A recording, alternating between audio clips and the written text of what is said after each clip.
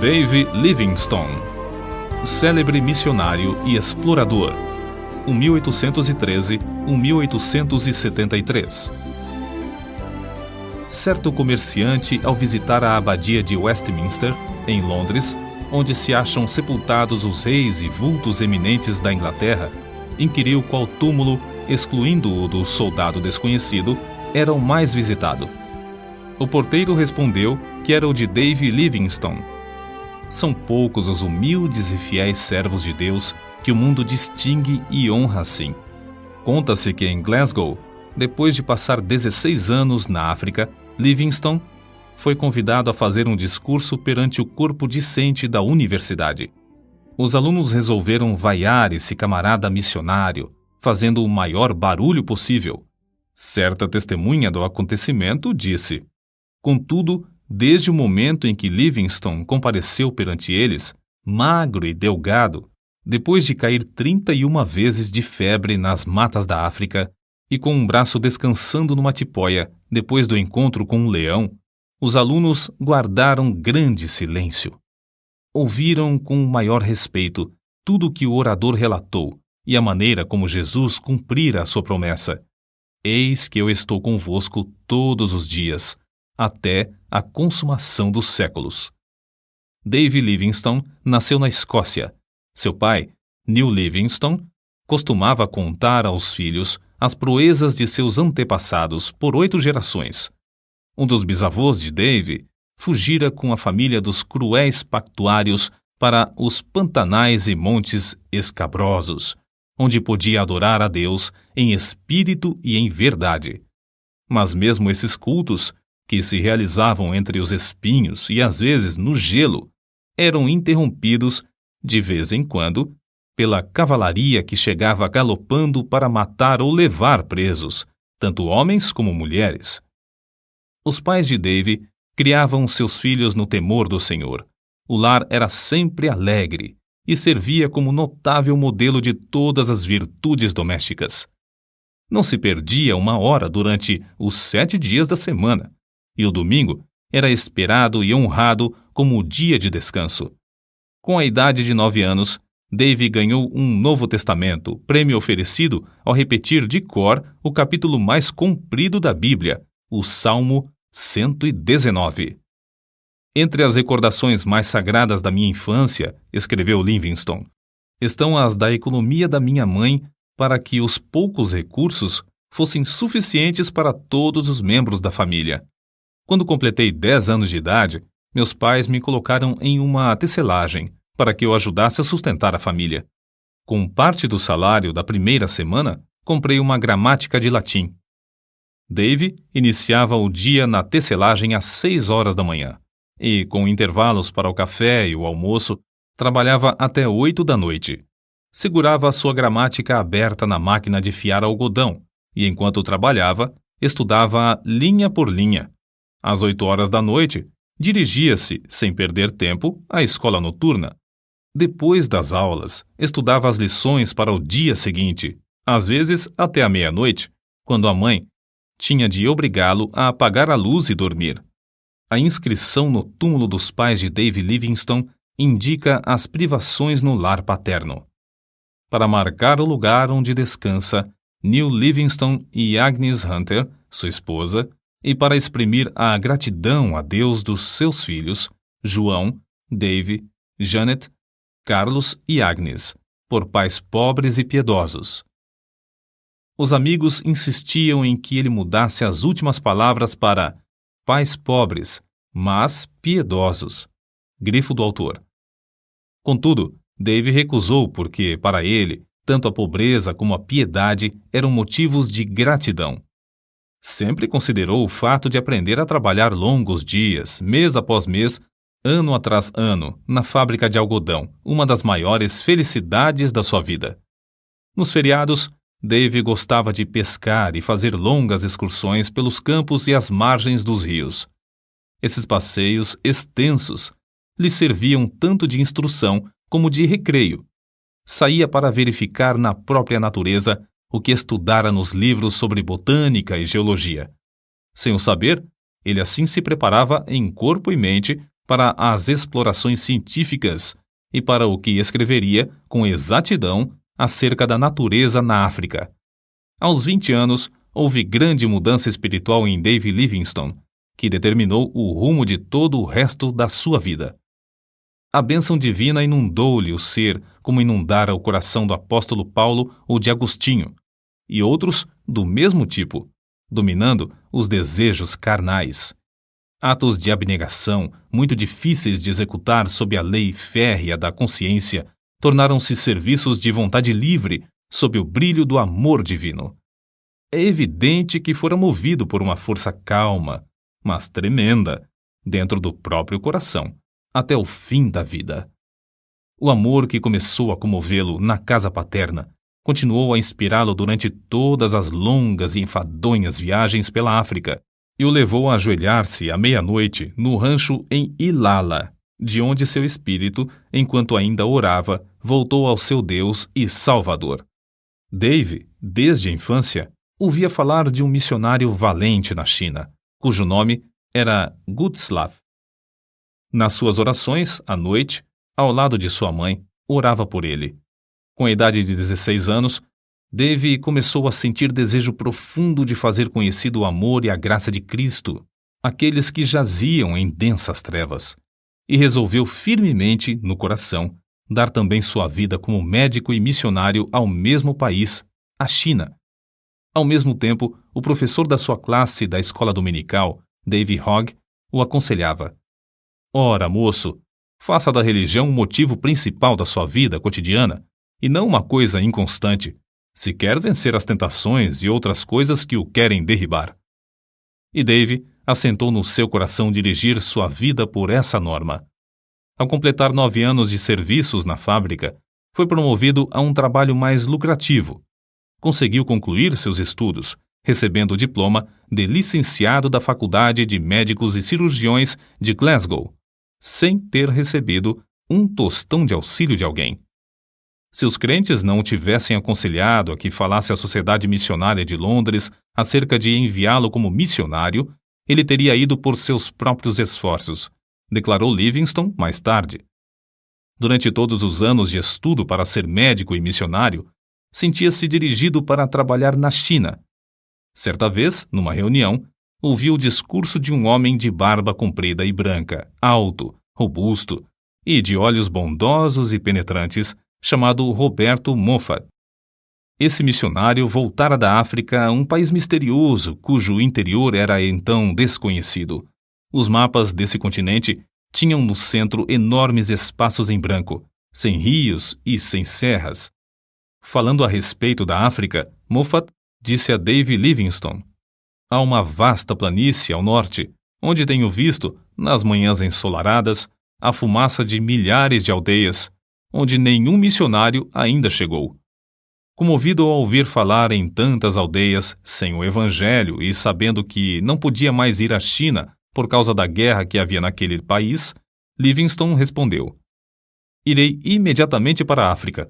Com isso, os irmãos da missão concordaram, e Dave voltou ao humilde lar em Blantyre para se despedir dos pais e irmãos. Às 5 horas da manhã do dia 17 de novembro de 1840, a família se levantou. Dave leu Salmos 121 e 135 com eles. O sol não te molestará de dia e nem a lua de noite. O Senhor guardará a tua entrada e a tua saída, desde agora e para sempre. Essas palavras ficaram gravadas no seu coração e o fortaleceram quando teve de suportar calor e perigos durante os longos anos vividos mais tarde na África. Depois de orarem, despediu-se da sua mãe e irmãs e andou a pé, com seu pai, que o acompanhou até Glasgow. Depois de se despedirem um do outro, Dave embarcou no navio para não mais ver, aqui na terra, o rosto nobre de New Livingstone. A viagem de Glasgow ao Rio de Janeiro e, por fim, à cidade do Cabo, na África, durou 3 meses. Mas Dave não desperdiçou seu tempo. O comandante se tornou seu amigo íntimo e ajudou-o a preparar os cultos nos quais Dave pregava aos tripulantes do navio. O novo missionário aproveitou também a oportunidade para, estando a bordo, aprender a usar o sextante e saber exatamente a posição do navio, observando a lua e as estrelas. Essa ciência lhe foi mais tarde de incalculável valor para orientar-se nas viagens de evangelização e exploração do imenso interior desconhecido, do qual subia a fumaça de 1000 vilas sem missionário. Da cidade do Cabo, a viagem de 190 léguas foi feita aos solavancos, num carro de boi, através de campos incultos. A viagem durou 2 meses até chegar em Curumã, onde devia esperar o regresso de Roberto Moffat. Desejava estabelecer-se em um lugar 50 a 60 léguas mais para o norte de qualquer outro em que houvesse obra missionária. Para aprender a língua e os costumes do povo, nosso pioneiro passava o tempo viajando e vivendo entre os indígenas. O seu boi de sela passava a noite amarrado, enquanto ele assentava-se com os africanos ao redor do fogo, ouvindo as lendas dos seus heróis. Livingstone, por sua vez, contava-lhes as preciosas e verdadeiras histórias de Belém, da Galiléia e da Cruz. Não parou com os estudos enquanto viajava, fazendo mapas dos rios e serras do território percorrido. Em uma carta a um amigo, escreveu que descobrira 32 qualidades de raízes comestíveis e 43 espécies de fruteiras que davam no deserto sem serem cultivadas. Do ponto que havia alcançado, faltavam-lhe apenas 10 dias de viagem para chegar ao grande lago Ngami, que só descobriu 7 anos depois. De Curumã, o missionário, licenciado da Faculdade de Médicos e Cirurgiões de Glasgow, escreveu a seu pai: "Tenho uma clientela grande. Há pacientes aqui que andaram mais de 60 léguas para receber tratamento médico. Esses, ao regressarem, enviarão outros para o mesmo fim." Estabeleceu a sua primeira missão no lindo vale de Mabotsa, na terra de Bacarla. Em uma carta escrita de Curumã, Livingstone assim descreveu o local que escolhera para centro de evangelização. Está situado em um anfiteatro de serras que se intitula Mabotsa, isto é, ceia de bodas. Que Deus nos ilumine com a sua presença, para que, por intermédio de servos tão fracos, muito povo ache entrada para a ceia das bodas do Cordeiro. Foi em Mabotsa que teve o histórico encontro com um leão. Acerca disso, escreveu Dave: "Ele saltou e me alcançou o ombro. Ambos fomos ao chão. Rosnando horrivelmente perto do meu ouvido, sacudiu-me como um cão faz a um gato. Os abalos que me deu o animal produziram-me um entorpecimento igual ao que deve sentir um rato depois da primeira sacudidela que lhe dá o gato. Atacou-me uma espécie de adormecimento em que não senti dor nem sensação de temor. Contudo, antes de a fera ter tempo de matar, deixou-o para atacar outro homem, que, de lança na mão, entrara na luta. O ombro dilacerado de Livingstone nunca sarou completamente. Ele nunca mais pôde apontar um rifle ou levar a mão à cabeça sem sentir dores. Foi na casa de Roberto Moffat, em Curumã, que chegou a conhecer Maria, a filha mais velha desse missionário. Depois de abrir a missão em Mabotsa, os dois se casaram. 6 filhos foram fruto desse enlace. Depois de Livingstone se casar, a escola dominical em Mabotsa transformou-se em escola diária e tinha como professora a esposa do missionário.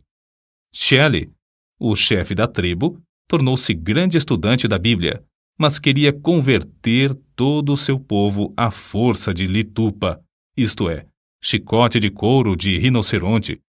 Shelley iniciou o culto doméstico em casa e o próprio Livingstone admirou-se da sua maneira simples e inata de orar. Era costume de Livingstone começar o dia com um culto doméstico, e não é de admirar que o chefe o adotasse também.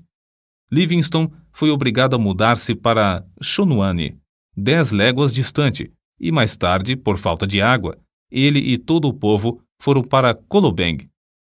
Foi nesse último lugar que o chefe da tribo construiu uma casa para os cultos e Livingstone, com grande sacrifício de dinheiro e labor, edificou a sua terceira residência. Nessa casa morou 5 anos para nunca mais conseguir se fixar em qualquer lugar na terra. Acerca do trabalho nesse lugar, assim se expressou: Aqui temos um campo muitíssimo difícil de cultivar. Se não confiássemos que o Espírito Santo opera em nós, desistiríamos em desespero. Através do deserto de Kalahari, chegavam boatos de um grande lago e de um lugar chamado Fumaça Barulhenta, o que ele julgava ser uma grande cachoeira. As secas o oprimiam tanto em Kolobeng que Livingstone resolveu fazer uma viagem de exploração a fim de achar um lugar mais ideal para estabelecer a sua missão.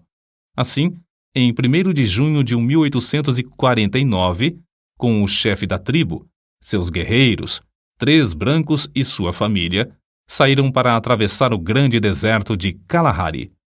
O guia do grupo, o Homotobi, conhecia o segredo de subsistir no deserto, cavando com as mãos e chupando a água debaixo da areia por meio de um canudo. Depois de viajarem muitos dias, chegaram ao rio Zouga. Ao inquirir os indígenas, estes o informaram de que o rio tinha nascente em uma terra de rios e florestas.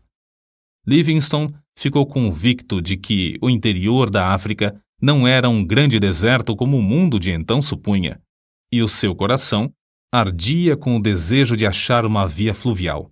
Assim, outros missionários poderiam ir para o interior do continente com a mensagem de Cristo. A perspectiva, escreveu ele, de achar um rio que dê entrada a uma vasta, populosa e desconhecida região aumentou constantemente desde então. Aumentou tanto que, quando por fim chegamos ao Grande Lago, esse importante descobrimento em si mesmo parecia de pouca monta. Foi em 1º de agosto de 1849 que o grupo atingiu o Lago Ngami.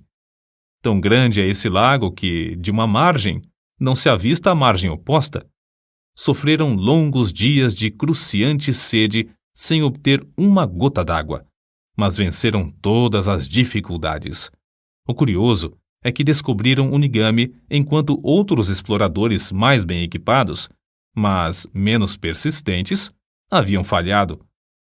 As notícias do descobrimento foram comunicadas à Royal Geographical Society, o que lhe votou numa bela recompensa de 25 guinéus, por ter descoberto uma importante terra, um importante rio e um grande lago. O grupo teve de voltar a Kolobeng. Depois de alguns meses, porém, iniciou novamente viagem para o Lago Ngami. Não queria separar-se da sua família e levou-a em um carro de boi. Mas, ao alcançar o rio Zouga, os filhos foram atacados pela febre e ele teve de voltar com a família. Nasceu-lhe uma filha, que morreu logo de febre. Livingstone, contudo, ficou mais firme do que nunca na sua resolução de achar um caminho para levar o evangelho ao interior da África. Depois de descansar alguns meses com a família, na casa de seu sogro em Kurumã, saíram com o propósito de achar um lugar saudável onde pudessem estabelecer uma missão mais para o interior. Foi nessa viagem, em junho de 1851, que descobriu o maior rio da África Oriental, o Zambezi, rio do qual o mundo de então nunca ouvira falar. No seguinte trecho que Livingstone escreveu, descobre-se algo do que tinham de sofrer nessas viagens. Um dos assistentes desperdiçou a água que levávamos no carro e, à tarde, tínhamos apenas um restinho para as crianças. Passamos a noite angustiados e, na manhã seguinte, quanto menos havia de água, tanto mais aumentava a sede das crianças. O pensamento de elas perecerem diante de nossos olhos nos perturbava. Na tarde do 5º dia, sentimos grande alívio quando um dos homens voltou trazendo tanto desse líquido como jamais antes havíamos pensado. Livingstone, convicto de que era a vontade de Deus que saísse para estabelecer outro centro de evangelização, e com indômita fé de que o Senhor supriria todo o necessário para cumprir a sua vontade, avançava sem vacilar. Depois de descobrir o rio Zambezi, Livingstone veio a saber que os lugares saudáveis eram sujeitos a serem saqueados em qualquer tempo por outras tribos. Só nos lugares infestados de doença e febre é que se achavam tribos específicas. Resolveu, portanto, enviar a esposa para descansar na Inglaterra enquanto ele continuava as suas explorações, a fim de estabelecer um centro para a obra de evangelização. via-se forçado a estabelecer tal centro porque os boeres holandeses invadiam o território e, além de roubar as terras e o gado dos indígenas, punham em prática um regime da mais vil escravatura. Livingstone enviou crentes fiéis para evangelizar os povos em redor, mas os boeres acabaram com essa obra, matando muitos dos indígenas e destruindo todos os bens que o missionário possuía em Colobeng. Diante desse quadro, o obreiro levou sua família para a cidade do Cabo, de onde seus queridos embarcaram em um navio para a Inglaterra. Nesse tempo, quando Deus suprira todo o necessário para que a família voltasse à terra natal, declarou: Ó amor divino, eu não te amo com a força, a profundidade e o ardor que convém. A separação da família causou-lhe profunda mágoa, mas dirigiu o rosto heroicamente de novo a socorrer as infelizes tribos do interior da África. Havia 3 motivos que o aconselhavam a fazer uma viagem de exploração. Primeiro, queria achar um lugar para residir com a família entre os Barotses e evangelizá-los. Segundo, a comunicação entre o território dos Barotses e a cidade do Cabo era muito demorada e difícil, e ele queria descobrir um caminho para um porto mais próximo. Terceiro, queria fazer todo o possível para influenciar as autoridades contra o horrendo tráfico de escravos. Foi nessa época da sua vida que Livingstone, por suas proezas, tornou-se conhecido no mundo inteiro. No seu ardor, desejando que Deus lhe poupasse a vida e o usasse em abrir o continente para a entrada do Evangelho, orou assim: Ó Jesus, rogo que me enchas agora com o teu amor e me aceites e me uses um pouco para a tua glória. Até agora não fiz nada para ti, mas quero fazer algo. Ó, eu te imploro que me aceites e me uses e que seja tua toda a glória. Escreveu mais ainda: Não valeria coisa alguma o que possuo ou o que possuirei, a não ser em relação ao reino de Cristo. Se alguma coisa que tenho pode servir para o teu reino, dar-lhe-ei a ele, a quem devo tudo neste mundo e durante a eternidade. Livingstone atravessou ida e volta o continente africano desde a foz do Zambeze a São Paulo de Luanda. Façanha esta realizada pela primeira vez por um branco. Nas memórias que escrevia diariamente, nota-se como admirava as lindas paisagens de um continente que o mundo julgava ser um vasto deserto. Chegou a Luanda magro e doente. Apesar da insistência do cônsul britânico para que regressasse à Inglaterra, a fim de recuperar a saúde abalada, ele voltou a Zambeze por outro caminho, a fim de levar seus fiéis companheiros até em casa, conforme lhes prometera antes de iniciarem a viagem. Nessa viagem, Livingstone descobriu as magníficas cataratas de Vitória, nome que ele deu às grandes quedas em homenagem à rainha da Inglaterra. Nesse lugar, o rio Zambeze tem a largura de mais de 1 quilômetro. Ali, as águas desse grande rio se precipitam espetacularmente de uma altura de 100 metros. Livingstone continuou a pregar o evangelho constantemente, às vezes a auditórios de mais de 1000 indígenas. Antes de tudo, esforçava-se para ganhar a estima das tribos hostis, por onde passava, por sua conduta cristã, em grande contraste com a dos mercadores de escravos. Sozinho, com seus fiéis macololos, caiu 31 vezes de febre nos matagais, durante um período de 7 meses. Mas não era tanto o sofrimento físico. Suas cartas revelam a sua angústia de espírito ao ver os horrores do povo africano massacrado e arrebentado dos seus lares, conduzido como gado para ser vendido no mercado. De um lugar alto onde subiu, contou 17 aldeias em chamas, incendiadas por esses nefandos mercadores e seres humanos. Prometera à sua esposa reunir-se com a família depois de 2 anos. Mas passaram-se 4 anos e meio antes que ela recebesse qualquer notícia dele. Por fim, após uma ausência de 17 anos da pátria, regressou à Inglaterra. Voltou à civilização e à sua família como quem volta da morte. Antes de desembarcar, soube que seu querido pai falecera.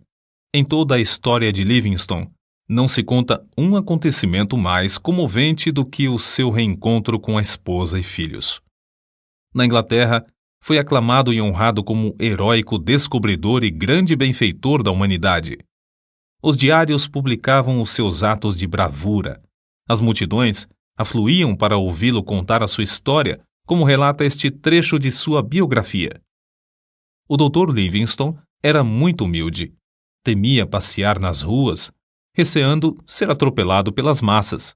Certo dia, na Regent Street, em Londres, foi apertado por tão grande multidão que só com grande dificuldade conseguiu refugiar-se num táxi. Pela mesma razão, evitava ir aos cultos. Certa vez, desejoso de assistir ao culto, meu pai persuadiu-o a ocupar um assento debaixo da galeria, em um lugar não visível ao auditório. Mas foi descoberto e o povo passou por cima dos bancos para cercá-lo e apertar-lhe a mão. Uma das muitas coisas que levou a efeito, enquanto na Inglaterra, foi a de escrever seu livro. Viagens Missionárias alcançou enorme circulação e produziu mais interesse da questão africana do que qualquer movimento anterior. Em março de 1858, com a idade de 46 anos, Livingstone, acompanhado de sua esposa e filho mais novo, Osvaldo, embarcou novamente para a África. Deixando os dois na casa do sogro, o missionário Moffat, Livingstone continuou as suas viagens. No ano seguinte, descobriu o lago Nyassa. Recebeu também uma carta da esposa da casa de seus pais em Curumã, informando-o do nascimento de mais uma filha. A menina já estava há quase um ano no mundo quando o pai soube do seu nascimento. As explorações dos rios Zambeze, Tete e Shire e do lago Nyassa foram feitas com o propósito de saber quais os pontos mais estratégicos para a evangelização, e missionários foram enviados da Inglaterra para ocupar esses lugares. Em 1862, a esposa reuniu-se a ele novamente e acompanhava-o nas viagens, mas 3 meses depois faleceu, vítima da febre, e foi enterrada em uma encosta verdejante na margem do rio Zambeze. No seu diário, Livingstone assim escreveu: Chorei-a porque merece as minhas lágrimas. Amei-a ao nos casarmos, e quanto mais tempo vivíamos juntos, tanto mais a amava. Que Deus tenha piedade dos filhos. Um dos maiores obstáculos que Livingstone enfrentou na obra missionária foi o terror dos indígenas ao verem o rosto de um homem branco. Não era para menos, se considerarmos suas atrocidades. Aldeias inteiras em ruínas, fugitivos escondendo-se nos campos de alto capim, sem nada terem para comer, centenas de esqueletos e cadáveres insepultos, comboios de homens e mulheres algemados aos troncos, seguros pelo pescoço, conduzidos aos portos. É difícil concebermos a magnitude da desolação criada por homens cruéis que participavam do tráfico de escravos. Esses homens tentavam, também, com ódio cruel e arte diabólica, terminar com a obra de Livingstone. Finalmente conseguiram, por meio da política do seu país, induzir a Inglaterra a chamá-lo de volta à sua terra. Foi assim que Livingstone chegou de novo à sua pátria depois de uma ausência de cerca de 8 anos. Os crentes e amigos na Inglaterra, animados pela visão de Livingstone, começaram a orar e enviar-lhe dinheiro para continuar sua obra no continente negro. O nosso herói desembarcou pela 3ª e última vez na África, em Zanzibar. Na expedição que iniciou em Zanzibar, descobriu os lagos Tanganyika, 1867, Moero, 1867, e Bangueolo, 1868. Passou 5 longos anos explorando as bacias desses lagos. A oração e a palavra de Deus foram o seu sustento espiritual durante esses anos de provações, que sofria por parte dos negociantes de escravos. Resolveu, então, fazer o possível para descobrir as nascentes do rio Nilo e solver um problema que durante milhares de anos havia zombado dos geógrafos. Sabia que se descobrisse as nascentes do famoso Nilo, o mundo todo lhe daria ouvidos acerca da chaga aberta na África, o comércio de escravos.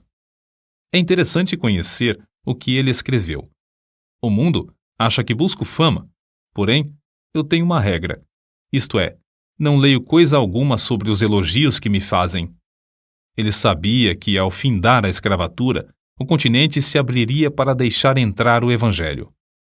Durante os longos intervalos de tempo em que uma carta e outra era recebida na Inglaterra, vindas do coração da África, circularam boatos de que Livingstone morrera.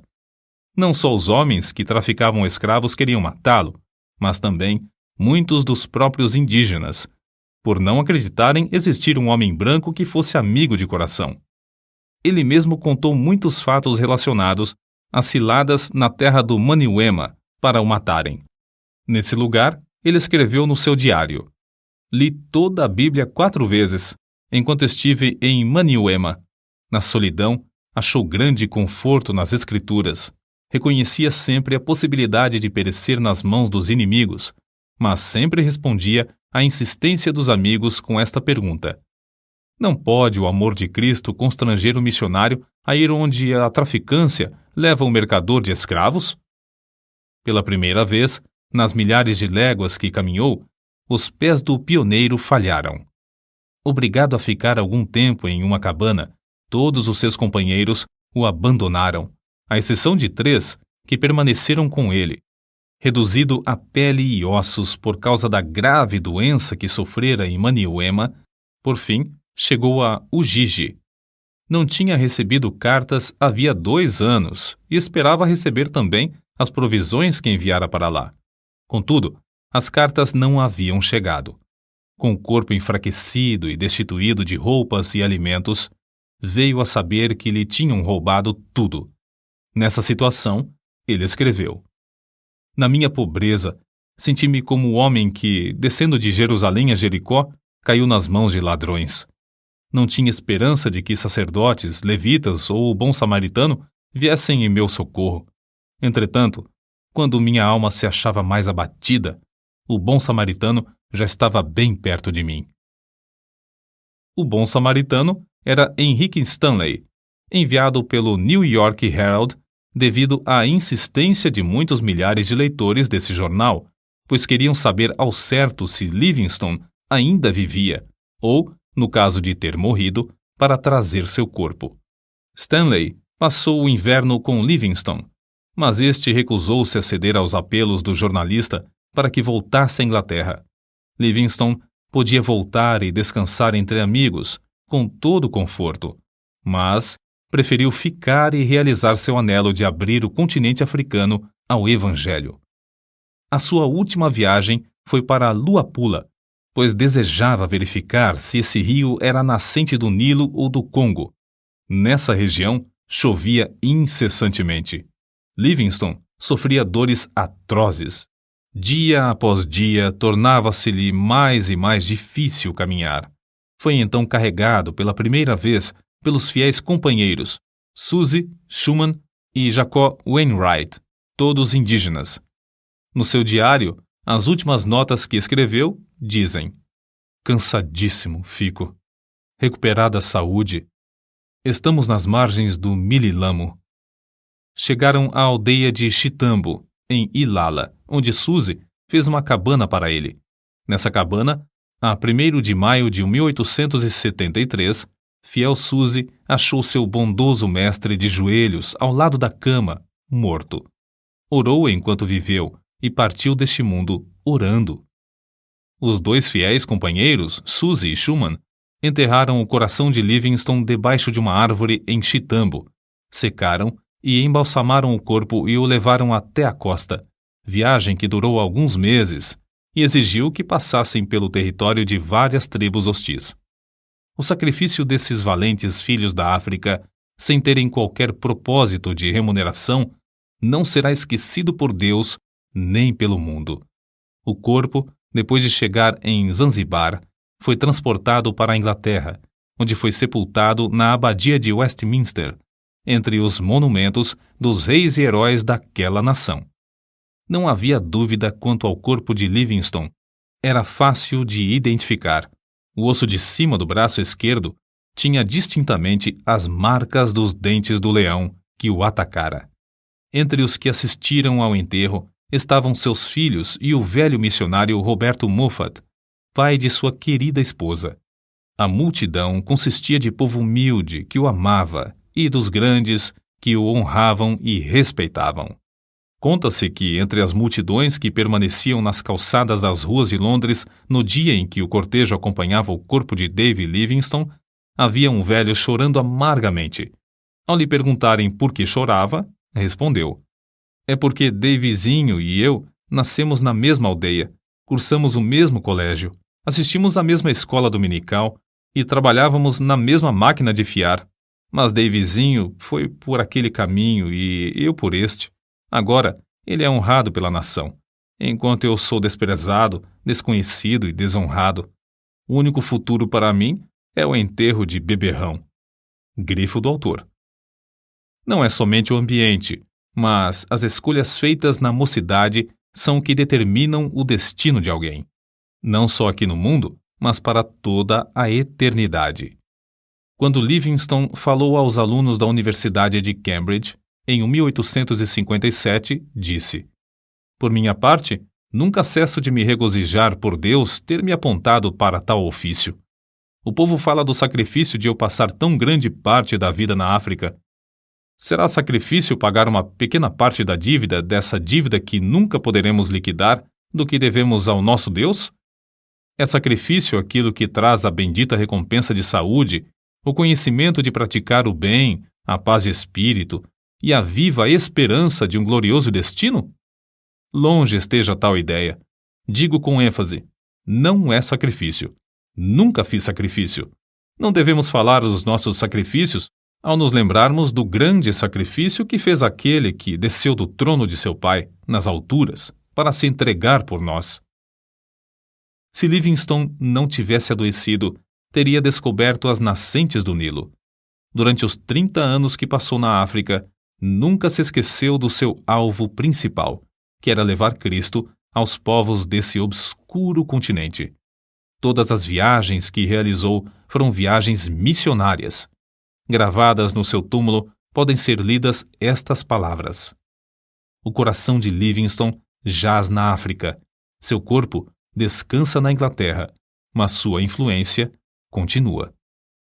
Gravados para sempre na história da Igreja de Cristo estão os grandes êxitos obtidos na África por Livingstone durante um período de mais de 75 anos depois de sua morte. Êxitos inspirados, em grande parte, pelas orações e persistência desse eminente servo de Deus, que foi fiel até a morte.